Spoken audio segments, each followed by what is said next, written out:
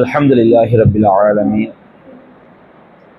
نحمده ونستعينه ونستغفره ونعوذ بالله من شرور أنفسنا ومن سيئات أعمالنا من يهده الله فلا مضل له ومن يضلله فلا هادي له وأشهد أن لا إله إلا الله وحده لا شريك له وأشهد أن محمدا عبده ورسوله أما بعد أعوذ بالله من الشيطان الرجيم بسم الله الرحمن الرحيم والعصر إن الإنسان لفي خسر إلا الذين آمنوا وعملوا الصالحات وتواصوا بالحق وتواصوا بالصبر.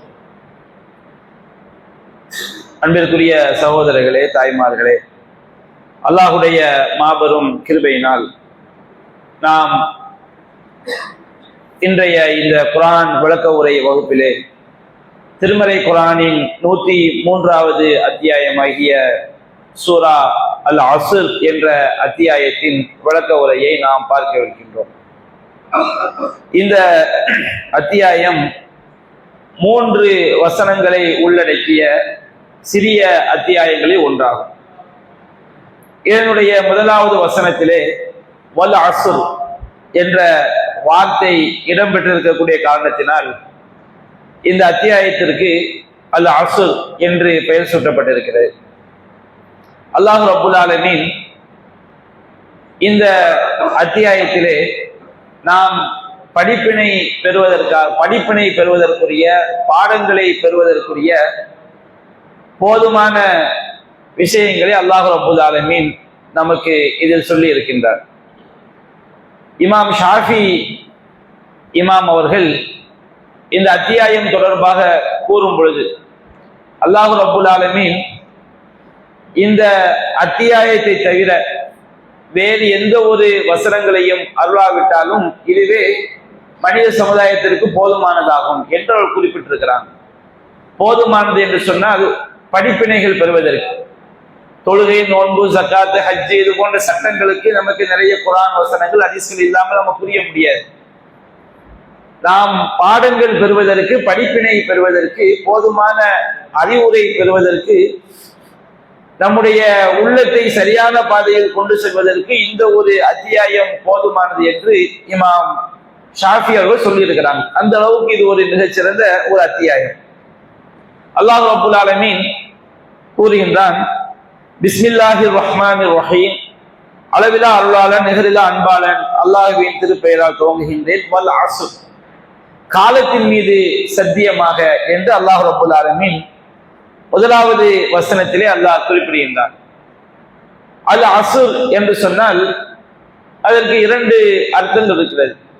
முதலாவது அர்த்தம் பகலினுடைய கடைசி நேரம். நம்ம அசர் தொழுகைன்னு சொல்றோம் பாருங்க. நம்முடைய இஸ்லாமிய மார்க்கத்துல ஒரு நாள் என்பது இரவிலிருந்து ஆரம்பமாகிறது. அப்போ பகலுடைய கடைசி நேரத்துக்கு என்ன சொல்லுவாங்க? அசர் அப்படின்னு நம்ம என்ன செய்வோம், சொல்லுவோம். அப்போ பகலுடைய கடைசி நேரத்திற்கும் அசர் என்று நம்முடைய மார்க்கத்துல சொல்லப்படுகிறது. இன்னும் சொல்ல போனால் அந்த அசருடைய நேரம் என்பது மிகச் சிறந்த ஒரு தொழுகைக்குரிய ஒரு நேரம். அல்லாஹ் ரப்புல் ஆலமீன் திருமறை குர்ஆனில் கூறுகின்றான், ஹாஃபிது அலஸ் ஸலவாத்தி வஸ்ஸலாத்தில் உஸ்தா, நீங்கள் தொழுகைகளை பேணி தொழுது கொள்ளுங்கள், இன்னும் மிகச் சிறந்த தொழுகையையும் நீங்கள் பேணி தொழுது கொள்ளுங்கள் என்று அல்லாஹ் குறிப்பிடுகின்றார். அப்போ சலாத்தில் உஸ்தா, உஸ்தா என்று சொன்னால் மிகச் சிறந்தது, சிறப்பு மிக்கது என்று அதனுடைய பொருள். அப்ப அல்லாஹ் ரப்புல் ஆலமீன் நீங்கள் ஐகால தொழுகைகளை பேணிக் கொள்ளுங்கள், சலாத்தில் உஸ்தா, மிகச்சிறந்த தொழுகையாகிய நடுத்தொழுகையை நீங்கள் பேணிக் கொள்ளுங்கள். அப்ப அந்த மிகச்சிறந்த தொழுகை எது நபிகள் நாயகம் சொன்னாங்க? அசர் தொழுகை என்று நபிகள் நாயகம் ஸல்லல்லாஹு அலைஹி வஸல்லம் குறிப்பிட்டார்கள். அதுபோன்று இந்த அஸ்ர் என்ற வார்த்தைக்கு இன்னொரு அர்த்தம் காலம்.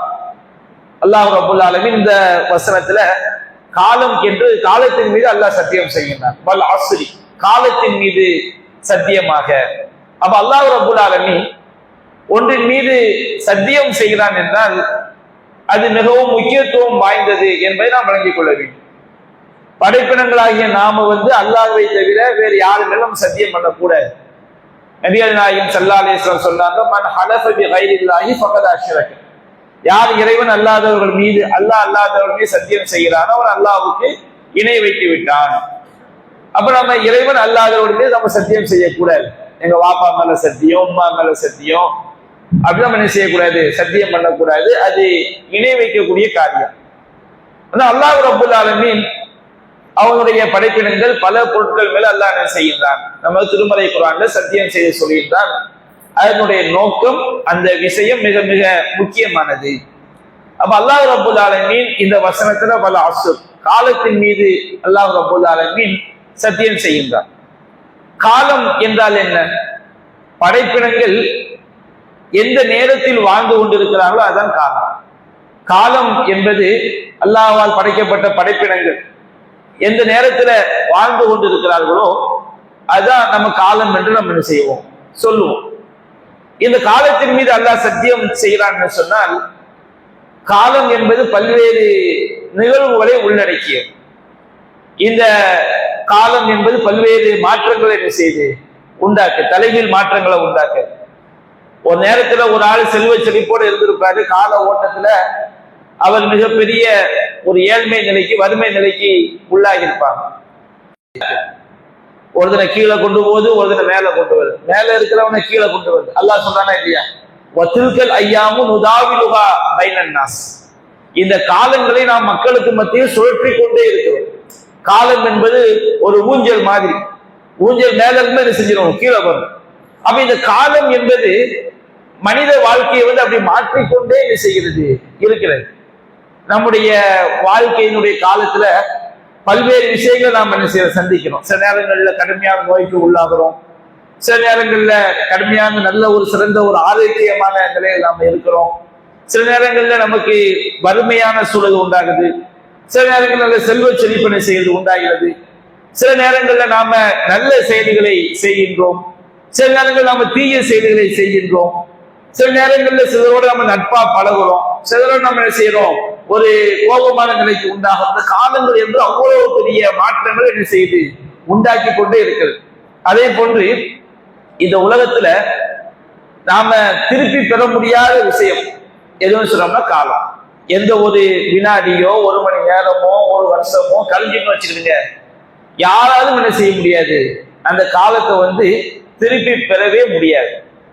அதே போன்று இந்த காலத்தை வந்து யாரு இந்த உலக வாழ்க்கையை வந்து சரியான முறையில பயன்படுத்தி கொள்றாங்களோ அவர்களுக்கு தான் மறுமையில் என்ன செய்யுது, வெற்றி இருக்கு. நம்ம இந்த உலக வாழ்க்கைய நமக்குரிய காலத்தை, காலம் என்றால் நமக்குரிய காலம், நாம் இந்த உலகத்துல எவ்வளவு நாள் வாழ்றோமோ நமக்குரிய காலம், அந்த காலத்தை நம்ம பாழ்படுத்திதான் வச்சுக்கிடுங்க, மறுமையில் நமக்கு என்ன கிடையாது. அல்லாட்ட போய் நம்ம எவ்வளவு கெஞ்சினாலும் எவ்வளவு நாம மன்றாடினாலும் திருமணம் செய்ய முடியாது. இந்த உலகத்துக்கு நாம வரவே வரவே வரவே முடியாது. அப்ப காலம் என்பது சொல்லுவாங்க, காலம் கண் போன்றதுன்னு சொல்லுவாங்க. அப்ப அந்த மாதிரி காலம் என்பது மிக மிக முக்கியமானது. இதுதான் நமக்கு ஒரு மூமினுக்கு இந்த உலக வாழ்க்கையும் தீர்மானிக்கக்கூடியது, மறுமை வாழ்க்கையும் தீர்மானிக்கக்கூடியது. நாம் எப்படி வாழ்கிறோம் என்கிற அந்த காலத்தை பொறுத்துதான் மறுமையில் நமக்கு என்ன செய்யப்படுது, அல்லாஹ் ரப்பல் ஆலமீன் சொர்க்கத்தையும் நரகத்தையும் தரப்போறான். அப்ப காலம் என்பது ரொம்ப ரொம்ப முக்கியமானது என்பதை உணர்த்தக்கூடிய வகையில் அல்லாஹ் சொல்கின்றான், வல் அஸ்ர், காலத்தின் மீது சத்தியமாக, இன்னல் இன்சான லஃபீ குஸ்ர், நிச்சயமாக எல்லா மனிதர்களும் நஷ்டத்தில் இருக்கிறார்கள் அப்படின்னு அல்லாஹ் சொல்றான். இந்த வசனத்துல அல் இன்சான், அல் இன்சான் அப்படிங்கிற வார்த்தை ஒட்டுமொத்த மனித சமுதாயத்தையும் உள்ளடக்கக்கூடிய வார்த்தை. ஒரு மனிதர் கூட என்ன செய்ய முடியாது, வெளியேற முடியாது. அதாவது அரபி மொழியில வந்து அலிஃப்லாம் அப்படின்னு சொல்லுவாங்க. இப்ப ரஹ்மான் அல் அலிஃப்லாம் சத்தம்னா அர் ரஹ்மான், கரீம் அது அலிஃப்லாம் சத்தம்னா அல் கரீம் அப்படின்னு வருது பாருங்க. இந்த அல்லாஹ்வுடைய பெயரோடு சேரக்கூடிய இந்த அலிஃப்லாம் எல்லாமே பூரணத்துவத்தை காட்ட, முழுமையை காட்டக்கூடியது. ஒரு ஆளை பார்த்து நாம ரஹீம்னு சொல்றோம், ஆனால் யாரையும் நம்ம என்ன செய்யக்கூடாது, அர் ரஹீம் சொல்லிடக்கூடாது. ஏன்னா அல்லாஹ்வுடைய வார்த்தையில சேரக்கூடிய அல்லாஹ்வுடைய பேர்ல உள்ள அந்த அலிஃப்லாம் என்பது முழுமையை காட்டக்கூடிய அந்த மாதிரி அர்த்தத்துல எந்த படைப்பினமும் என்ன செய்யப்பட பயன்படுத்தப்படாது. அதே போன்று அரபி மொழியில வந்து இந்த அலிஃப்லாம் என்ற அந்த இரண்டு எழுத்துக்கள் அலிஃபு லாம், இது வந்து ஒட்டுமொத்த இனத்தையும் குறிப்பதற்கு என்ன செய்யப்படும், பயன்படுத்தப்படும். அல் இன்சான் அப்படின்னு சொல்லும்போது, இன்சான் தான் மனிதன், ஒரு மனுஷன்.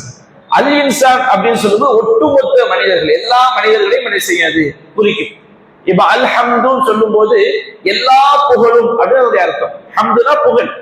அல் ஹம்துன்னு சொல்றது அலிஃப்லாம் அல்ல சேரும் போது ஒட்டுமொத்த எல்லா புகழும் யாருக்குரியது? லில்லாஹி ரப்பில் ஆலமீன், அகில உலகங்களையும் படைத்து பரிபாலிக்கக்கூடிய அல்லாஹ்வுக்குரியது. அப்ப இந்த இன்சான்ல உள்ள அந்த அலிஃபோ லாமோ ஒட்டுமொத்த இனத்தையும் உள்ளடக்கக்கூடியது, யாருமே அந்த விதிவிலக்கு கிடையாது. அப்ப இன்னல் இன்சான், நிச்சயமாக மனிதன், அதாவது ஒட்டுமொத்த மனித சமுதாயமும் லஃபீ ஹுஸ்ரின், நஷ்டத்திலே இருக்கிறார்கள். அல்லாஹ் ரப்புல் ஆலமீன் மனிதன் நஷ்டவாளின்னு அல்லாஹ் சொல்லல, மனிதன் நஷ்டத்திலே இருக்கிறான். நஷ்டத்துக்கு உள்ள மனுஷன் இருக்கிறான். நாலாபுறமும் எது சூழ்ந்து இருக்குது? நஷ்டம் தான் சூழ்ந்து இருக்குது. அவனுக்கு மேல, இடதுபுறம், வலதுபுறம், கீழே எல்லா பகுதியிலையும் மனிதனை நஷ்டம் தான் செய்திருக்கிறது, சூழ்ந்திருக்கிறது. இந்த வசனத்துல நாம தமிழ் மொழியில உணர முடியாத ஒரு சிறப்பு என்னன்னு சொன்னோம்னா, 3 உறுதிப்படுத்தக்கூடிய வார்த்தைகள் அல்லாஹ் சொல்லி காட்டுறான். ஒண்ணு என்னன்னு சொன்னோம்னா, சத்தியம், வல் அஸ்ர், காலத்தின் மீது சத்தியமாக. ஒன்றின் மீது சத்தியம் செய்து விட்டாலே அதுக்கு பின்னாடி சொல்ல போறக்கூடிய விஷயம் முக்கியமான விஷயம். இப்ப நான் சாப்பிடுறேன்னு சொல்றோம், நான் சாப்பிடுறேன் சாதாரணமா சொல்றது. சத்தியமா நான் சாப்பிடுவேன்னு சொல்ல என்ன அர்த்தம்? அதுல ஒரு ஸ்ட்ராங் இருக்கா இல்லைங்களா? அப்ப அல்லாஹ் ரப்புல் ஆலமீன் காலத்தின் மீது சத்தியம் செய்து என்ன செய்தியை சொல்ல போறான்? அப்ப காலத்தின் மீது சத்தியம் செய்வதே ஒரு உறுதியை காட்டுது. இன்னல் இன்சான, அந்த இன்ன அப்படிங்கிற வார்த்தையும் ஒரு உறுதியை காட்டக்கூடிய வார்த்தை அரபி மொழியில. தமிழ்ல நாம சொல்ற மாதிரி நான் வருவேன், நான் தான் வருவேன், அந்த தானுடைய அழுத்தத்தை காட்டுதோ அந்த மாதிரி இன்ன என்ற அந்த வார்த்தையும் உறுதியை காட்டுவதற்காக பயன்படுத்தக்கூடிய ஒரு வார்த்தை. அதே மாதிரி லஃபி, அந்த ஃபி என்பதற்கு முன்னாடி உள்ள லாம், அந்த லாமும் உறுதியை காட்டக்கூடிய ஒரு வார்த்தை. அப்ப இந்த 3 சேரும் போது அல்லாஹ் ரப்பல் ஆலமீன் எவ்வளவு அழுத்தமாக உறுதியாக இந்த தகவலை அல்லாஹ் சொல்கிறான் என்பதை நாம் விளங்கிக் கொள்ள வேண்டும். நம்ம தமிழ் மொழிபெயர்ப்பு போல படிக்கும் போது இதை நாம உள்வாங்க முடியாது. அரபி இலக்கணத்தோடு அதை தெரிந்து கொள்ளும் பொழுதுதான் இந்த வாக்கியத்துல அல்லாஹ் ரப்பல் ஆலமீன் எவ்வளவு அழுத்தமாக, எவ்வளவு முக்கியத்துவம் கருதி அல்லாஹ் குறிப்பிடுகிறான் என்பதை நாம் புரிந்து கொள்ள முடியும். அப்ப அல்லாஹ் ரப்பல் ஆலமீன் ஒட்டுமொத்த மனிதர்களும் நஷ்டத்திற்குள்ளே இருக்கிறாங்கன்னு சொல்லி காட்டுறான். நம்மை சுற்றியும் ஏதோ சூழ்ந்து இருக்குது, நஷ்டம் தான் செஞ்சிருக்கு, சூழ்ந்திருக்கு. ஆனால் அதை தொடர்ந்து அல்லாஹ் கூறுகின்றான், இல்லல்லதீன ஆமனு வ அமிலு ஸாலிஹாத்தி வ தவாஸவ் பில் ஹக்கி வ தவாஸவ் பிஸ் ஸப்ர். 4 பண்புகளை உடைய மனிதர்களை தவிர மற்ற எல்லாம் நஷ்டத்தில் இருக்கிறாங்க. அது 4 பண்புகள் உடையவர்கள் யார்? இல்லல்லதீன ஆமனு, முதலாவது அல்லாஹ் சொல்லினா எவர்கள் இறை நம்பிக்கை கொண்டு வ அமிலு ஸாலிஹாத்தி, நல்லறங்களை செய்து வ தவாஸவ் பில் ஹக்கி, உண்மையை கொண்டு ஒருவருக்கொருவர் உபதேசம் செய்து வ தவாஸவ் பிஸ் ஸப்ர், பொறுமையை கொண்டும் ஒருவருக்கொருவர் உபதேசம் செய்கிறார்களோ இந்த மக்களை தவிர. இந்த 4 பண்பும் யாருக்கிட்ட இருக்குதோ இவங்க மட்டும்தான் நஷ்டத்துல இல்லை. இந்த 4 பண்பு இல்லாத எல்லா மனிதர்களும் நஷ்டத்துல இருக்கிறாங்க. அவங்க மறுமையில எங்க போய் சேர்ந்துருவாங்க? நரகத்துல போய் சேர்ந்துருவாங்க. அப்ப அல்லாஹ் ரப்பல் ஆலமீன் முதலாவது பண்பு என்ன சொல்கின்றான்? இல்லல்லதீன ஆமனு, அவர்கள் நம்பிக்கை கொள்வார்கள், இறை நம்பிக்கை கொள்வார்கள். இறை நம்பிக்கை கொள்ளுதல்னா என்ன? நமக்கு எல்லாமே தெரியும். ஈமான் என்ன? ஆமன்து பில்லாஹி வ மலாயிகத்திஹி வ குதுபிஹி வ ருசுலிஹி வல் யௌமில் ஆகிரி வல் கத்ரி கைரிஹி வ ஷர்ரிஹி பில்லாஹி தஆலா. அல்லாஹ்வை நம்புவது, ஆமன்து பில்லாஹ், அல்லாஹ்வை நம்புவது, வ மலாயிகத்திஹி, மலக்குமார்களை நம்புவது, வ ருசுலிஹி, அவனுடைய தூதர்களை நம்புவது, வ குதுபிஹி, அவனுடைய வேதங்களை நம்புவது, அதே போன்று மறுமை நாளை நம்புவது, விதியை நம்புவது. அல்லாஹ்வை நம்புவதுனா என்ன?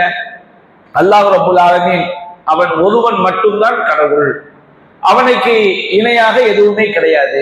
ரொம்ப விரிவு, ஒவ்வொன்றும் நம்ம எடுத்து போனா அதுக்கு பல மாதங்கள் என்ன செய்யலாம், அவ்வளவு விஷயங்கள் மார்க்கத்தில் சொல்லப்பட்டிருக்கு. அல்லாஹ் நம்புவதுனா என்ன, மலக்குமாரை நம்புவது என்றால் என்ன, வேதங்களை நம்புவது என்றால் என்ன, மறுமையை நம்புவது என்றால் என்ன, விதியை நம்புவது என்றால் என்ன, நபிமாரை நம்புவது என்றால் என்ன, எல்லாமே சொல்ல நமக்கு விரிவாக நபிகள் நாயகம் ஸல்லல்லாஹு அலைஹி வஸல்லம் அவங்க ஹதீஸ்களையும் சொல்லி இருக்கிறாங்க. ஏராளமான குர்ஆன் வசனங்களும் அதை நமக்கு என்ன செய்யுது, தெளிவுபடுத்தி இருக்கு. அப்ப அல்லாஹ்வை நாம நம்புறோம், அவனுக்கு இணை இல்லாதவன், அவன் தான் நம்ம படைத்த கடவுள், அவன் அவனுடைய நாட்டப்படிதான் எல்லாமே நடக்கிறது, இது அல்லாஹ்வை நம்புறது. அவனுடைய மலக்குமார்களை நம்புறது. அல்லாஹ் ரப்பல் ஆலமீன் மலக்குமார்களை என்ன செஞ்சிருக்கின்றான்?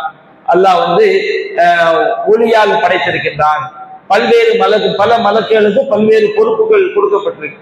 கபூர்ல விசாரணை செய்யக்கூடிய மலக்குமார்கள் இருக்கிறாங்க, மலையை இறக்கி வைக்கக்கூடிய மலக்குமார்கள் இருக்கிறார்கள். நம்முடைய தாயுடைய வயிற்றுல அந்த ரூஹு 40 நாள் அடையும் பொழுது, அந்த அந்த கரு 40 நாளை அடையும் போது ரூஹை ஊதக்கூடிய மலக்குமார்கள், விதியை எழுதக்கூடிய மலக்குமார்கள் இருக்கிறாங்க. நரகத்துடைய காவலாளி மாலிக்குங்கிற மலக்கு இருக்கிறாரு. இப்படி அதே மாதிரி இஸ்ராஃபீல் என்ற ஒரு மலக்கு இருக்கிறாங்க. ஜிப்ரீல் அலைஹிஸ்ஸலாம், மீகாயில் அலைஹிஸ்ஸலாம் பெயர் சொல்லப்பட்ட மலக்குமார்கள் இருக்கிறாங்க. ஜிப்ரீல் அலைஹிஸ்ஸலாம், மீகாயில் அலைஹிஸ்ஸலாம், இஸ்ராஃபீல் அலைஹிஸ்ஸலாம். கபூர்ல விசாரணை செய்யக்கூடிய முன்கர் நக்கீர் என்ற மலக்குமார்கள். இப்படி மலக்குமார்களை பற்றி பல்வேறு விஷயங்கள் நம்ம குர்ஆன்லயே சுன்னாவுலயே சொல்லப்பட்டது. லா யஸூன அல்லாஹ மா அமரஹும், அவங்க அவர்களுக்கு அல்லாஹ் கட்டளையிட்டதில் மாறு செய்யவே மாட்டார்கள். வயஃபஅலூன மா யுமருன், அவர்களுக்கு ஏவப்பட்டதை மட்டும்தான் என்ன செய்வாங்க? மலக்குமார்கள் செய்வார்கள். அல்லாஹ்க்கு முன்னாடி எந்த ஒரு வாக்கியம் செய்ய மாட்டாங்க, முந்திக் கொண்டு பேச மாட்டார்கள். அவங்க அல்லாஹ்வுடைய கண்ணியமிக்க அடியார்கள். இப்படி மலக்குமார்களை பற்றி ஏராளமான விஷயங்கள் நம்ம குர்ஆன்லயே சொல்லப்பட்டது. அல்லாஹ்வுடைய தூதர் என்ன சொன்னாங்களோ அதை நம்ம கூட்டி நம்பிடக்கூடாது, குறைச்சு நம்பிடக்கூடாது. அது அப்படியே என்ன செய்ய வேண்டும்? நம்ப வேண்டும். நபிமார்களை நாம் நம்பிக்கை கொள்வது, மறுமை நாளை நாம் நம்பிக்கை கொள்வது. நம்முடைய மறுமை வாழ்க்கை என்பது நாம மௌத்தான உடனேயே நமக்கு மறுமை என்ன செஞ்சிடும்? ஸ்டார்ட் ஆயிடும். மறுமை நமக்கு எப்ப ஸ்டார்ட் ஆகுது? நாம மரணித்த மறு வினாடியே நமக்கு என்ன செஞ்சிருது? மறுமை ஸ்டார்ட் ஆயிடும். நபிகள் சொன்னாங்க, இன்னல் கபுர அவ்வளவு மன்சில பின் மனாசில் ஆகிரா. கபூர் என்பது மறுமையுடைய வீடுகள்ல முதல் வீடு. அப்ப நம்ம மரணித்தவுடன் நம்ம கபூர் வாழ்க்கை என்ன செஞ்சிருது? ஸ்டார்ட் ஆயிடும். அப்ப மறுமையை நம்புறோம்னு சொன்னோம்னா கபூர் வாழ்க்கையை நாம நம்பணும். அங்க மலக்குமார்கள் வருவாங்க. மன் ரப்புக்க, உன்னுடைய இறைவன் யார்? வமா தீனுக்க, உன்னுடைய மார்க்கம் எது? நபிகள் நாயகம் குறித்து என்ன செய்வாங்க? அவங்க கேள்வி கேட்பாங்க. இந்த உலகத்துல சரியாக வாழ்ந்தவன் அங்க பதில் சொல்லுவான். மலக்குமார்கள் இந்த கேள்விக்கெல்லாம் நீ பதில் சொன்னாயே, எப்படி நீ இதை அறிந்து கொண்ட கேட்கும் போது அவன் சொல்வான், கடவுளுக்கு கிதாப் அல்லா, நான் அல்லாஹ்வுடைய வேதத்தை என்ன செய்தேன்? நான் ஓதினேன். நபிகள் நாயகத்துடைய வழிமுறையிலிருந்து என்ன செய்து கொண்டேன்? நான் தெரிந்து கொண்டேன். அல்லாஹ்வுடைய வேதத்தை ஓதினேன், அதை நம்பிக்கை கொண்டேன், அதை உண்மைப்படுத்தி வாழ்ந்தேன், அதன் மூலமாக நான் செய்து கொண்டேன், தெரிந்து கொண்டேன் அப்படின்னு சொல்லுவான். தீயவன் அந்த கேள்வி கேட்கப்படும்போது அவனுக்கு என்ன செய்ய முடியாது? எந்த பதிலும் சொல்ல முடியாது. ஒன்று அவனுக்கு கபூர் என்பது சொர்க்க பூஞ்சோலையாக இருக்கும், அல்லது நரகத்தினுடைய சுடுகாடாக என்ன செய்யும்? நரக தீச்சோலையாக நரகத்தினுடைய ஜுவாலையாக செய்யும் இருக்கும். அப்ப கபூர் வாழ்க்கை என்பது நமக்கு மறுமையுடைய ஸ்டார்ட். அல்லாஹ் ரப்பல் ஆலமீன் கபூர் வாழ்க்கை முடிஞ்சு நம்மளை மறுமையில உயிர் கொடுத்து எழுப்பும் போது அல்லாஹ் ரப்பல் ஆலமீன் மனுஷங்களை எப்படி எழுப்புவா? மனிதர்கள் அவங்க செருப்பணியாம மறுமையில் எழுப்பப்படுவாங்க. ஹுஃபாத்தன் செருப்பணியாமல், ஆடை அணியாமல், அதே மாதிரி ஹத்னா செய்யப்படாமல், புகுமன் எந்த செல்வமும் இல்லாமல் எழுப்பப்படுவாங்க. நம்ம எல்லா செல்வத்தையும் இந்த உலகத்தை விட்டுட்டு போகணும். அப்ப மறுமையில் நம்ம ஒன்றுமே இல்லாம மறுமையில் எழுப்பப்படுவோம். அங்க அப்ப ஆயிஷா ரலியல்லாஹு அன்ஹா கேட்கிறாங்க, அல்லாஹ்வின் தூதரே, மனிதர்கள் எல்லாம் செருப்பணியாம, ஆடை அணியாம, ஹத்னா செய்யப்படாம எழுப்பப்பட்டாங்கன்னா ஒருவரை ஒருவர் பார்க்க வேண்டிய நிலைமை ஏற்படும் சொல்லும் போது நபி அல்லாஹ் சொன்னாங்க, ஆயிஷாவே அல் அம்ரு அஷத்தும் இருந்தாங்க. அங்க உள்ள விஷயம் அதை விட கடுமையாக, அந்த பயங்கரமான சூழல்ல, பயத்துல, நெருக்கடியில யாரும் ஒருவரை ஒருவர் பார்க்கக்கூடிய நிலைமையெல்லாம் என்ன செய்யாது? இருக்காது. இப்படி மறுமை தொடர்பாக பல்வேறு விஷயங்கள் நமக்கு என்ன செய்யப்பட்டது? சொல்லப்பட்டது. அதை நம்ப வேண்டும். குர்ஆன்ல சுன்னாவுலையும் என்ன சொல்லப்பட்டிருக்கும், அதை நம்ம கூட்டியும் நம்பிடக்கூடாது, குறைத்தும் நம்பிவிடக்கூடாது. அதே போன்று விதியை நாம நம்பணும். அல்லாஹ் ரப்பல் ஆலமீன் எல்லா படைப்பினங்களையும் படைக்கிறதுக்கு முன்னாடி முதல்ல ஒரு பேனாவை அல்லாஹ் படைத்து எழுதும்னு சொன்னான். அது கியாமத் நாள் வரை என்னென்ன நடக்க வேண்டுமோ எல்லாத்தையும் செஞ்சிருச்சு, எழுதி முடித்து விட்டது. அல்லாஹ்வுடைய விதிப்படிதான் நமக்கு என்ன செய்யுது? எல்லாமே நடக்குது. அப்போ நமக்கு ஏற்படக்கூடிய நல்லதும் கெட்டதும் அல்லாஹ்வுடைய விதியில உள்ளது. அந்த விதியை நாம நம்பணும். விதியை நாம எப்படி நம்ப வேண்டும், அதனுடைய விஷயங்கள் என்ன, அடிப்படைகள் எல்லாமே குர்ஆன் சொன்னால் நமக்கு சொல்லப்பட்டு அதை நாம் என்ன செய்ய வேண்டும்? சரியாக நம்ப வேண்டும். அப்ப நபியார் அல்லாஹ் சொல்லுகின்றான், இல்லல்லதீன ஆமனு, எவர்கள் நம்பிக்கை கொண்டு. அப்ப நம்பிக்கை சார்ந்த விஷயங்கள் நம்ம சரியாக இருக்க வேண்டும். அகீதா, இந்த அகீதாவில சரியா இருக்கிறோமா? சமுதாயம் சரியா இருக்குதான்னு சொன்னால் சரியா இல்லை. அகீதாங்கிற பெயர்ல குர்ஆன் சுன்னாவுல இல்லாத பல்வேறு நம்பிக்கைகள் என்ன செஞ்சிருக்கிறாங்க, உள்ளத்துல நிறைச்சு வச்சிருக்கிறாங்க. ஏராளமான நம்பிக்கைகள், வலிமார்கள் தொடர்பான மொய்தி ஆண்டவர் அவுலியா, திராப்சைஃபுல்லா ஹாஜா அவுலியா, சஹனா அவுலியா, பல மக்களை இவங்கெல்லாம் அவுலியாக்கள், இவங்க நமக்கு உதவி செய்வாங்க, இவங்க நம்ம கேட்டா இவங்க என்ன செய்வாங்க, நமக்கு தருவாங்க, இப்படி பலவிதமான நம்பிக்கைகள். அதே போன்று அல்லாஹ்வை கனவுல பார்க்கணும்னா இதை செஞ்சா அல்லாஹ்வை கனவுல பார்க்கலாம், தப்பா நம்பிக்கைகள், நபிகள் நாயகம் சொல்லி இருக்க மாட்டாங்க. இப்படி ஏராளமான ஷிர்கான நம்பிக்கைகள், பிதாவான நம்பிக்கைகள் நிறைந்து காணப்படும். அந்த மாதிரி நம்பிக்கை தான் நஷ்டம் தான். நம்பிக்கை என்பது குர்ஆன் சுன்னாவிலிருந்து எடுக்கப்பட்ட நம்பிக்கையாக செய்ய வேண்டும், இருக்க வேண்டும். இரண்டாவது அல்லாஹ் சொல்கிறான் வஅமிலுஸ் ஸாலிஹாத், நல்லறங்கள், தொழுகை, நோன்பு, ஜகாத், ஹஜ். நல்லறம் என்றால் என்ன? அல்லாஹ் ரப்பல் ஆலமீன் எதையெல்லாம் விரும்புகிறானோ அந்த அனைத்துமே நல்லறங்கள். அது மார்க்கத்துல நமக்கு இப்படித்தான் செய்ய வேண்டும் என்று சொல்லி தந்த விஷயங்களும் இருக்குது. இன்னொன்னு என்ற அல்லாஹ்வுடைய திருமுகத்தை நாடி நம்ம உலகத்துல எந்த காரியத்தை செஞ்சாலும் அதுவும் நல்லறமாயிரும். ஒரு ஆள் நபியார் சொல்றாங்க, ஒஃபி புதுஅத்தி அஹதிக்கும் சதகா, உங்களை ஒருவர் தன்னுடைய மனைவியோடு தாம்பத்தியத்தில் ஈடுபடுவதும் கூட தர்மம். தர்மம்னா நன்மை. அது எப்படி அவருக்கு நன்மையா மாறுதுன்னு சொன்னோம்னா, ஒருவன் என்னுடைய இறைவன் நம்முடைய கற்பை பாதுகாத்து கொள்ள வேண்டும் சொல்கிறான், நான் என்னுடைய கற்போக்கத்தை பாதுகாப்பதற்காக என்ன செய்யறேன், திருமணம் செய்யறேன்னு ஒரு ஆள் செய்யலாம் வச்சுக்கிறீங்க, அவருக்கு நன்மையா மாறுது. அது உலக விஷயம் தான், ஆனால் அது அவருக்கு என்ன செய்கிறது, நன்மையாக மாறுகிறது. நபியார் சொல்லி காட்டுறாங்க, உங்களை ஒருவர் தன்னுடைய மனைவியுடைய வாயில ஊட்டி விடுவது கூட தர்மம் சொல்றாங்க. எப்போ ஆகும்? உலகத்துல வாழக்கூடிய எல்லா காஃபிரும் எல்லாருமே என்ன செய்யறாங்க, மனைவியோட நேசபாசம் இருக்குதுன்னு செய்யறாங்க. ஆனால் ஒரு மூமின் அதை செய்யும் போது அவனுக்கு எப்படி நன்மையாகுதுன்னா, அவன் என்னுடைய இறைவன் இவ்வாறு மனைவிமார்களை கவனிக்க வேண்டும், பெற்றோர்களை கவனிக்க வேண்டும், உறவுகளை கவனிக்க வேண்டும் என்று இறைவன் சொல்லி இருக்கிறான்.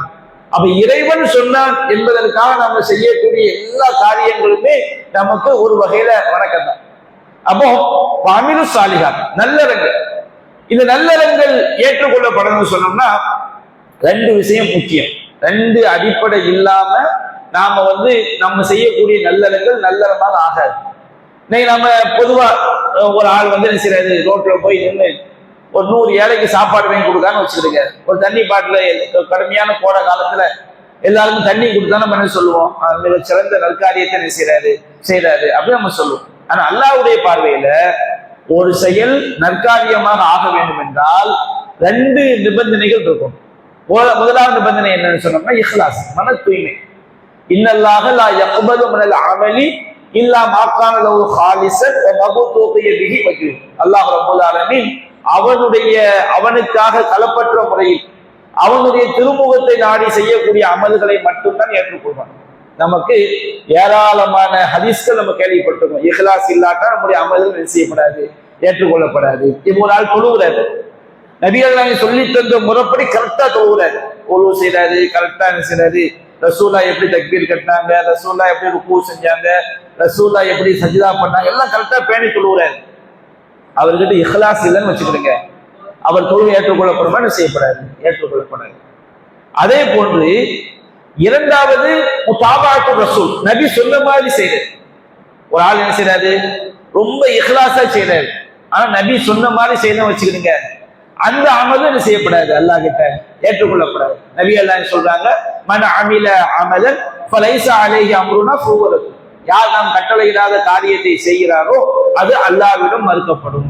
அப்போ இன்றைக்கு நம்ம இஸ்லாமிய சமுதாயத்துல ஒரு பெரிய குறைபாடு என்ன, வணக்கங்கள் செய்யறாங்க, ஆனால் நபிகள் நாயகம் எப்படி செய்தார்கள் என்று அதை நுணுக்கமாக சிந்தித்து சரியாக செய்யக்கூடிய அக்கறை எத்தனை பேருக்கு இருக்குதுன்னா அது ரொம்ப ஒரு கம்மியாகத்தான் இருக்க நம்ம பார்க்கணும். அது நமக்கு மறுமையில பெரிய நஷ்டம். நபிகள் நாயகம் ஸல்லல்லாஹு அலைஹி வஸல்லம் அவங்க சொல்லி காட்டுறாங்க, மன் அஹ்தஸ ஃபீ அம்ரினா ஹாதா மா லைஸ மின்ஹு ஃபஹுவ ரத். நம்முடைய மார்க்கத்தில் இல்லாத ஒன்றை ஒருவர் புதிதாக உண்டாக்கினால் அது அல்லாஹ்ட்ட மறுக்கப்படும். அப்ப நல்லறங்கள் ஏற்கப்பட வேண்டும் சொன்னோம்னா 2 விஷயம் முக்கியம். இப்போ ஒரு ஆள் அவங்க வீட்டுல உமாவுக்கு ஃபாத்தியா ஓதுறாரு, ரொம்ப பக்தியா உட்கார்ந்து யாரெல்லாம் எப்படியாவது எங்கம்மாவை சொந்தத்துக்கு கொண்டு போய் சாம்பிராணி எடுத்து போடுறாருன்னு வச்சுக்கிடுங்க, இஹ்லாஸ் இருக்குது, உண்மைதான் இஹ்லாஸ் இருக்குது. பாத்தியாவோடு எல்லாருமே என்ன செய்யறாங்க, வீணாவை ஓதிட்டு இருக்கிறான். நிறைய பேர் என்ன செய்யறாங்க, ரொம்ப எப்படியாவது நம்ம இந்த யாசீனை ஓதி உமாவை கொண்டு போய் என்ன செஞ்சிடணும், சொர்க்கத்துல சேர்த்துடணும், பாப்பாவை கொண்டு போய் சொர்க்கத்துல சேர்த்துடணும் அப்படின்னு ரொம்ப பயபக்தியோடு ஓதுவாங்க. என்ன பயபக்தியோட ஓதினாலும் இஹ்லாஸ் இருந்தாலும் நபி செஞ்சிருக்கிறாங்களா? நபி செய்யணும். அப்போ சில விஷயங்கள்ல இஹ்லாஸ் இருக்கும், ஆனால் நபி செஞ்சிருக்க மாட்டாங்க. அப்பவும் அந்த செயல் நற்செயலாக. சில விஷயங்கள்ல நபி செஞ்ச மாதிரி செய்வாங்க, ஆனா என்ன இருக்காது, இஹ்லாஸ் இருக்காது. அப்பவும் நற்செயலாக. அல்லாஹ் சொல்றானா இல்லையா, ஆனா அவன ஷுரக்காயி அனிஷிர்க், நான் இணை வைத்தலை விட்டும் தேவையற்றவன்.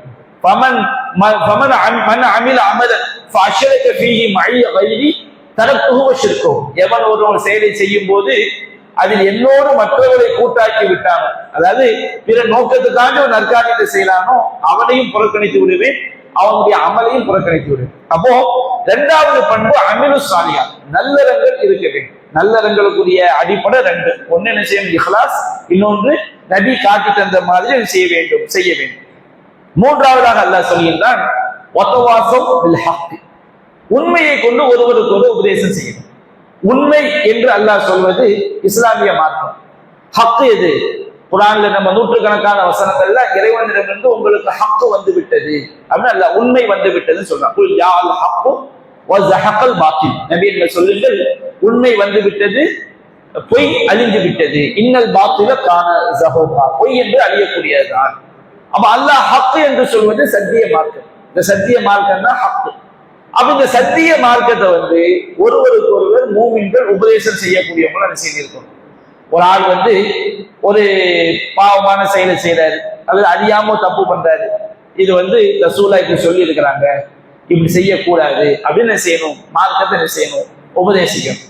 ஒரு ஆள் என்ன செய்யறாரு, ஒரு நல்ல செயலை செய்யறாரு, நல்லது தெரியாம இருக்கும்போது அவருக்கு சொல்லிக் கொடுக்கணும், தப்பா இருக்கும்போது என்ன செய்யணும், திருத்தி கொடுக்கணும். இதுதான மனிதன் முஸ்லிம்களுடைய பண்பு. இது ஒரு மோமின் அல்லாஹ் சொல்லும் போது அல்லாஹ்வை நம்பிக்கை கொண்ட ஆண்களும் அல்லாஹ்வை நம்பிக்கை கொண்ட பெண்களும் ஒருவருக்கு ஒருவர் பாதுகாவலர்கள். பாதுகாவல் அர்த்தம், நமக்கு தெரிஞ்ச மார்க்கத்தை நம்ம என்ன செய்யணும், இன்னொரு ஆளுக்கு சொல்லணும். அவங்களுக்கு தெரிஞ்ச மார்க்கத்தை அவங்க நமக்கு என்ன செய்வாங்க, சொல்லுவாங்க. ஆக மொத்தம் உண்மையை கொண்டு, சத்திய மார்க்கத்தை கொண்டு ஒருவருக்கு ஒருவர் உபதேசம் செய்ய வேண்டும். இன்றைக்கு எதையெல்லாம் நம்ம என்ன செய்வோம், உபதேசம் பண்றோம் அதிகமான மக்கள். ஆனால் மார்க்கத்தை உபதேசம் பண்றோமா?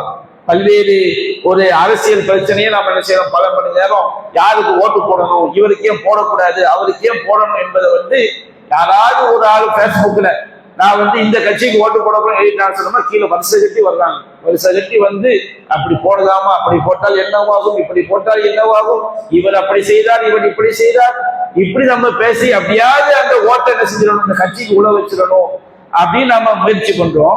ஆனா அதே மாதிரி மார்க்கத்தை உபதேசம் பண்றோமா அழகிய முறையில? மார்க்க உபதேசம் எல்லாமே இன்னைக்கு ஒரு அடிதடியாத்தான் இருக்கு. யாராவது ஒரு ஆள் ஒரு மார்க்கத்துக்கு மாற்றமான காரியத்தை பண்ண வச்சிருக்க, கீழே போய் என்ன செய்யறது, அவரை ஒரு தரக்குறைவான வார்த்தையில பேசுறது. இது தாவா கிடையாது. தாவானா என்ன, ஒருவர்கிட்ட ஒரு தப்பு நடக்குதுன்னு சொன்னோம்னா தாவாவுடைய அடிப்படையே அவங்கள பற்றிய கவலை. ஒரு மார்க்கத்துக்கு மாற்றமா இருக்கிறாங்களா, எப்படியாவது என்ன செஞ்சிடணும், இவங்களுக்கு நம்ம சத்தியத்தை கொண்டு வந்துடணும். ஒருவர் மேல் உள்ள வெறுப்பு, ஒரு எரிச்சல், இதுல நீங்க போய் நம்ம ஒரு ஆள் தர்காவுக்கே போற, தர்கா வழிபாடு பண்றாரு, அவரை மேல நீங்க வெறுப்பு காட்டுறது என்ன புண்ணியம், அல்லாஹ்ட்ட நன்மை கிடைக்கும், நமக்கு நன்மை கிடைக்கும். எப்போ ஒருவரை வெறுக்கலாம்னு சொன்னோம்னா நம்முடைய கொள்கையை நாம் பின்பற்றுவதற்காக நம்மை தாக்க வந்தால், நமக்கு பாதிப்பு ஏற்படுத்த வந்தால், அப்பதான் இஸ்லாம் வெறுக்க சொல்லு. எப்ப நாம் ஒரு ஆளை வெறுக்கணும், நாம ஒரு கொள்கையில் இருக்கணும். இந்த கொள்கையில் நான் இருக்கிறதுக்காண்டி என்னுடைய உயிருக்கோ உடலுக்கோ செல்வத்துக்கோ ஒரு ஆள் பாதிப்பு உண்டாக வச்சுக்கிடுங்க, அப்ப நான் அவர் என்ன செய்யலாம், வெறுக்கலாம். இது அல்லாஹ் ரப்பல் ஆலமீன் குர்ஆன் சொல்லக்கூடிய விஷயம். இதை தாண்டி ஒருவர் மீது பகையை காட்டுவதற்கு என்ன இருக்கு? யாரையும் மகைக்க வேண்டிய அவசியம் கிடையாது. தப்பான கொள்கையில் இருக்கிறாங்களா அவங்க மேல கவலைப்படணும். எப்படியாவது என்ன செய்யணும், இவங்க சத்தியத்தை புரியணும், இவங்க மார்க்கத்துக்கு வரணும், நேர்வழிக்கு. இதுக்கு மேல தாவாங்கிற பெயர்ல ஒருவருடைய உள்ளத்தை குத்தி கிழிப்பது, ஒருவரை பத்தி தப்பா பேசுறது, அவர் பள்ளிக்கு வந்தால் ஏன்டா இந்த பள்ளிக்கு வந்தோம்னு சொல்லி விரண்டு ஓடுற வேலையை என்ன செய்யக்கூடாது, பார்த்திடக்கூடாது. தாவா என்பது, உண்மையான தாவா என்பது எப்படியாவது அவங்க சத்தியத்தை புரியணும் என்ற அடிப்படையில் செய்யக்கூடியது தாவா. இதை நம்ம மனதில் வைத்துக் கொள்ள வேண்டும். இது மூமின்களுடைய பண்பு. வத்தவாசல் பில் ஹக், உண்மையை கொண்டு ஒருவருக்கு என்ன செய்ய வேண்டும், உபதேசம் செய்ய வேண்டும். வத்தவாசோ பிஸ் சபுர், சபுர் சபுர்னா என்னன்னு சொன்னோம்னா, சபுருங்கிற வார்த்தை தமிழ்ல பொறுமை அப்படின்னு நம்ம என்ன செய்யறோம், மொழிபெயர்க்கிறோம். ஆனால் சபுர் என்பது இடத்தை பொறுத்து மாறும். சபுர் சொன்னோம்னா 3 விஷயத்துல நமக்கு சபுர் அவசியம். சபுர் என்ற வார்த்தைக்கு மிக சரியாக சொல்வதற்கு உறுதி என்று நம்ம என்ன செய்யலாம் சொல்லணும். 3 விஷயத்தை நம்ம என்ன செய்யணும், உறுதியை கொண்டு ஒருவருக்கு ஒருவர் உபதேசம் செய்யணும். எப்படி உறுதி? ஒன்று, அல்லாஹ்வுக்கு வழிபடக்கூடிய விஷயத்துல நம்ம உறுதியா இருக்கும். சிலர் என்ன செய்வாங்க, அதுல உறுதியா இருப்பாங்க. தொழுகை, நோன்பு, ஜக்காத்து, ஹஜ்ஜு, பெற்றோரை கவனிக்கிறது, உறவுகளை இணைச்சு வாழ்றது, இது இதுல சபுரா இருக்கும். சபுர்னா குர்ஆன் சுன்னாவை தாண்டி மார்க்கத்துக்கு மாத்திரமா என்ன செய்யக்கூடாது, தேடக்கூடாது. இன்னொரு சபுர் என்னன்னு சொன்னோம்னா, அல்லாஹ் தடுத்த விஷயங்கள், விபச்சாரம் பண்றது, பொய் பேசுறது, புறம் பேசுறது, அடுத்தவங்க காசை அநியாயமா சாப்பிடுறது, மோசடி பண்றது, இந்த மாதிரி பாவங்களை விட்டு விலகுவதுல உறுதியா இருக்கும். சில ஆளுக்கு என்ன செய்வாங்கன்னு சொன்னோம்னா, சில மூமின்கள் எப்படி இருப்பாங்க, முதல் விஷயத்த கரெக்டா இருப்பாங்க, கரெக்டா தொழுவாங்க, நோன்பு வைப்பாங்க, சக்காத்து கொடுப்பாங்க, எல்லாம் செய்வாங்க. ஆனா பாவங்களை விட்டு அவங்க என்ன செய்ய முடியாது. எல்லா மூமினும் பாவம் செய்வாய், புல்லு பணி ஆதம ஹத்தாவும், எல்லாம் தப்பு செய்யக்கூடியவங்க. ஆனால் ஒரே அடியாக பாவத்துல மூழ்குவது யாருடைய பண்பு கிடையாது, மூமினுடைய பண்பு கிடையாது. அப்ப என்ன செய்வாங்கன்னா, நல்ல தொழுவாரு, கரெக்டா முன்சபுன்னு தொழுவாரு, வீட்டுக்கு போன என்ன செஞ்சிருவாரு, கரெக்டா சினிமா பாட்டை வச்சு அப்படியே என்ன செய்வாரு, ரசிப்பார். அது அவர்கிட்ட காலம் காலமா என்ன செய்யும், இருந்துகிட்டே இருக்கு. அப்ப இந்த தொழுகைக்கும் இந்த தொழுகையில சபரா இருக்கிறாரு, உறுதியா இருக்கிறாரு. ஆனா பாவத்தை விட்டு விலகுறதுல உறுதியா இருக்கிறது இருக்கிறது கிடையாது. சிலாவுக்கு என்ன செய்வாங்க, நல்ல தொழுவாங்க, ஆனா வட்டி வாங்குவாங்க, அல்லது பாவமான காரியங்கள்ல போய் என்ன செய்வாங்க, ஈடுபடுவாங்க. அப்போ சபூர் என்பது அல்லாஹ்க்கு வழிபடுவதிலே சபுரா இருக்கும். சிலாவுக்கு என்ன செய்வாங்கன்னு சொன்னோம்னா, பாவமான காரியங்கள்ல விலகுறது, நல்ல ஒரு தொழுகைகளா இருக்காது, நோம்பலா இருக்காது. ஆனா எங்க ஒரு ஹராமான ஒரு ஹோட்டல்ல போய் சாப்பிட போகும்போது அது அவன் பிஸ்மில்லா சொல்லி அர்த்திருக்க மாட்டான். அது என்ன செய்வாரு, ரொம்ப உறுதியாக செய்வாரு, இருப்பாரு. ஆனா அந்த சபுரை இதுல காட்ட மாட்டாரு, வணக்க வழிபாடுகள் என்ன செய்ய மாட்டாரு, காட்ட மாட்டாரு. அப்ப எல்லாமே முக்கியம். அது போன்று சிலர் என்ன செய்வாங்கன்னா, வணக்க வழிபாடுகள்ல நல்ல உறுதியா இருப்பாங்க, பாவமான காரியங்களை விலகுறது உறுதியா இருப்பாங்க. எந்த சினிமா பார்க்க மாட்டாங்க, புறம் பேச மாட்டாங்க, போய் முடிஞ்ச அளவு தப்பு என்பது எல்லாத்தையும் வரும், ஒரு பெரும்பாவிகள் செய்யக்கூடிய அளவுக்கு என்ன செய்ய மாட்டாங்க, செய்ய மாட்டாங்க. ஆனா ஒரு துன்பம் வந்துட்டு வச்சுக்கிடுங்க, ஒரு நோய், ஒரு கஷ்டம் வந்துட்டு வச்சுக்கிடுங்க, அப்ப சபூர் என்ன செஞ்சிடும், இல்லாம இருக்கு. சபூர் என்பது 3 விஷயத்துல நமக்கு சபூர் வேணும். ஒரு விஷயம் என்ன, அல்லாஹ்க்கு வழிபடக்கூடிய விஷயத்துல நமக்கு சபூர், உறுதி வேணும். 2வது, பாவமான விஷயங்களை விலகுறதுல நமக்கு சபூர் வேணும். 3வது என்ன வேணும், நமக்கு ஒரு துன்பம் வந்துட்டு வச்சுக்கிடுங்க, துன்பத்தின் போது அல்லாஹ் மேல என்ன செஞ்சிடக்கூடாது, நிராசை அடைந்து விடக்கூடாது. குர்ஆன் அல்லாஹ் சொல்றான், வமினன் நாசி மய்யஅபுதுல்லாஹ அலா ஹர்ஃபின், மனிதர்கள் சிலர் இருக்கிறார்கள் விளிம்பில் நின்று கொண்டு அல்லாஹ் வணங்கிட்டு இருக்கிறான். அவன் ஓரத்துல நின்று அல்லாஹ் மேல ஒரு நம்பிக்கை அவனுக்கு எப்படி இருக்கு, ஓரத்துல நிக்கிற மாதிரி இருக்கு. அப்ப அல்லாஹ் சொல்லி காட்டுறான், ஃபைன் அஸாபத்து ஹைருன், அவனுக்கு நல்லது நடந்து விட்டால் இத்தும அன்னபிஹி, நிம்மதி அடையலாம்.